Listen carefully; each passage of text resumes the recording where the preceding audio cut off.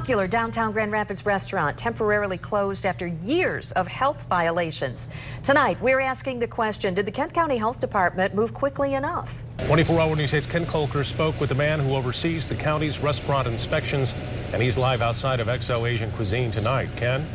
Yeah, good evening. For 40 days, this restaurant was allowed to stay open despite violations that could have made its customers sick.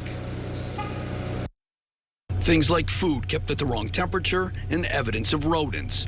But the county's chief sanitarian says they believed XO was trying to fix things. But was there any concern during those 40 days that there could be people getting sick?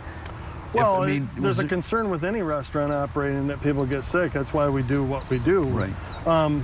But they had taken the steps. We'd already seen all of their staff trained with certificates. They've met that deadline. They met all the deadlines. At a formal hearing in March, XO's owners agreed to make changes, including hiring a food safety consultant. If they're showing us that they are trying to do something, trying to turn things around, and we felt that we had a food consultant there that, okay, you know, they're really trying this. The county gave XO 30 days, which turned to 40. And unfortunately, when we showed up on, I guess 40 days later, they still didn't get the message. Do you think they're getting the message now? We'll see. The follow-up inspection on Thursday found 30 violations, the kinds that can make you sick. I don't know if it's ignorance or if it's what, but I don't know.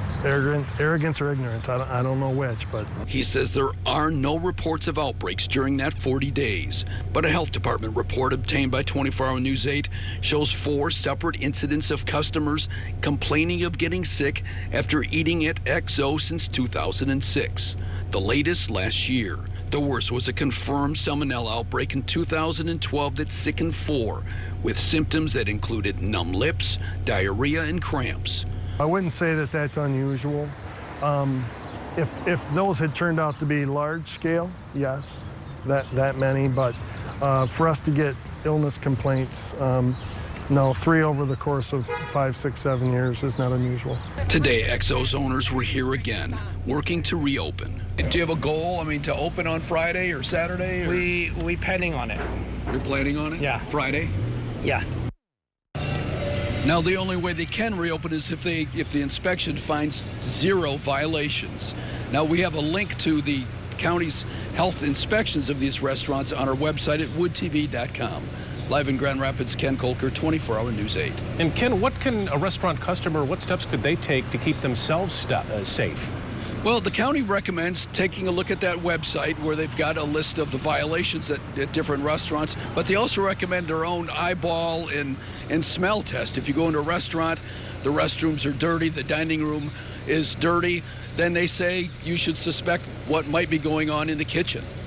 Have they received any bad reviews, like over social media or any of those social websites?